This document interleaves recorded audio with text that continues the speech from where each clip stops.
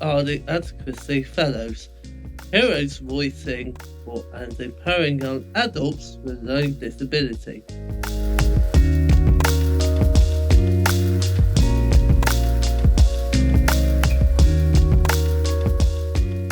Hello and welcome to another edition of the Advocacy Fellows Podcast. This time we've been asked to share our experiences of the COVID pandemic from 2020. The coronavirus pandemic has had a significant impact on people with learning disabilities. A study by Bristol University showed that people with learning disabilities had higher death rates from COVID-19.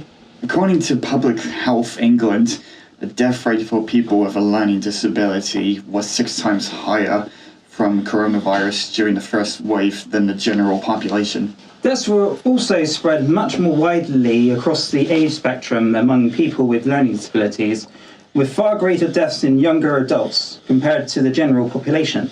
The death rate of people aged 18 to 34 with learning disabilities was 30 times higher than the rate in the same age group without disabilities, as researchers found. The charity MenCap said the government had failed to protect a group already experiencing health inequalities. Disabled people more often indicated that coronavirus had affected their life in more varied ways than non-disabled people. The large differences being in the areas of health, access to healthcare, well-being, and access to groceries, medication, and essentials. For people with a learning disability, the loss of routine social clubs and time outside had the biggest effect on their mental health. We have asked the Advocacy Fellows about their experiences of the pandemic. What do you remember about the pandemic? Well, I remember the completely chaotic outcry that happened between everyone, and the whole thing of all the toilet paper chaos and everyone's having screaming, the hysteria and everything. And I was also in college and I had to do those virtual classes. That was what I had to do. I was at college at the time, so I had to do my work from home as well as doing the virtual classes, which I did not enjoy, as it was difficult not being there with everyone or to ask anyone if it needed help, and also not being able to go out and see friends or do anything like that, and having to be at home all the time, which was not fun. We were stuck inside for a very long time. What I remembered from the pandemic was I spent time indoors a lot more than usual. Did you worry about your mental health during the pandemic? Why were you worried? I was worried about my mental health because of my autism and how I struggle with so much. The fact that I was being at home a lot more during the pandemic, more than usual, was really difficult for me, and not being able to see my friends. As well as that, I also had some struggles with having thoughts of suicide, which didn't help me either. Did you have any help with that, James? No. Not really, but my mum were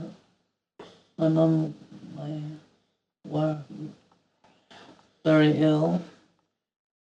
I was worried about her.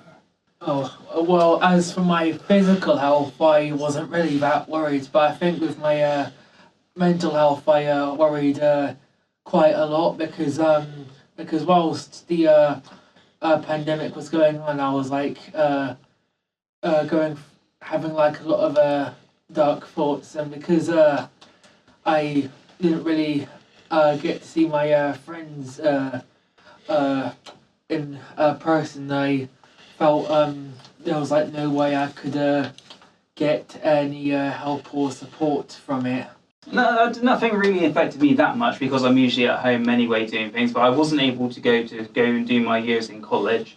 But I also had a few issues with my mental health, not too much, but I did have a few issues like how long was it going to last, am I going to be with my friends again, and all that kind of stuff. But other than that, I was okay-ish with it, to be honest. What were you most worried about during the pandemic? Well, for me, I was most worried about was losing the chance of social interaction and also the fact that I also wasn't able to work as well when I was working in a virtual classroom as I was as an in-person classroom. I was really worried about my mum. I was worried about a lot of stuff, especially since it was a global pandemic and that anyone could be affected by the virus. So it was really hard, and especially when I thought it was only going to be a few months, but it was a lot longer than that. I think for me, the thing I was worried about the most was not being able to take part in the online learning, as because this was during a time where I couldn't afford my own computer. It meant that I was worried that I may not be able to attend any of my online lessons. What did you miss most during the pandemic? I missed a whole year in college. I missed a lot of stuff during the pandemic, especially since I was at college at the time and I had to do my work from home, which was really difficult. I also miss going out with my friends and other things, like going to my youth club and theatre group. For me, I missed being able to go to live events. Yeah, for me I miss social interaction and going out to places, going to Comic Cons, doing my usual out of house things, which was always nice. And I also had the virtual classes, and I missed being in real class with interacting with actual real people rather than just a screen. Do you have any happy memories from the pandemic? Unfortunately, I don't have any happy memories because it was a hard time for me, and trying to cope with all the changes and everything like that was more of a stress than anything really. We treated it as a holiday, yes. Well, I think for me, even though I said that I was worried about my mental health, I did I think one of my happy memories was trying my hardest to make the most out of it, as for first time in a long time it felt like I had a infinite amount of time to do stuff. Yeah, and for me, I like the fact that I was able to do things, although I did miss other than that sort of thing. But I also went to a Twitch streamer, watching a Twitch streamer because he does streaming, and I joined in his virtual cosplay competition that he did, and that was really good fun. Went to his island, and all of his fans all got dressed up, and it was like being there in a real life thing when it actually wasn't in person. And then I also completed my first volume of my Yu-Gi-Oh manga, and I kept myself very busy with my hobbies and interests. Did you learn anything new or take up a new hobby during the pandemic? Well, I didn't take up any new hobbies. I didn't really learn anything that much new. But as I say, I did try getting back into puppeteering, which was one of my hobbies when I was younger. And I did that for a bit, and then I realised that it was a bit too expensive and it took too much work, so I really stopped with that after a while. I was learning to do my radio show from home without support. Well, for me, I think one of the things that I learnt new was the true value of friendship, as because the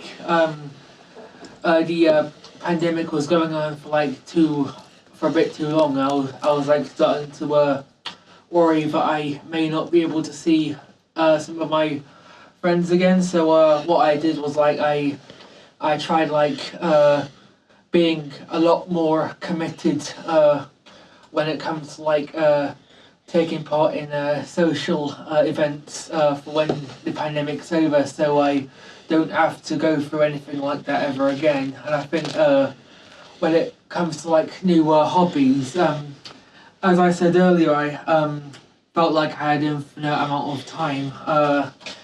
What I did was I started working on on a few of my animated web projects, which I'm still working on 5 years later, and I think I think that working on that has been really great. I didn't really try anything new at that time because I was so focused on my college work, but looking back at it now, I wish I did have the time to try new things, but there was just so much going on, I just didn't have the time then. I was thrown into chaos due to COVID-19. It was certainly a scary time for many, especially for those that are vulnerable in our society. Many things have been learnt, though, and the treatment of people with learning disabilities by the NHS will hopefully never be repeated. A huge thank you to the Advocacy Fellows for giving up their time and sharing their experiences. A huge thank you to Nick of KMF Radio for recording our broadcast.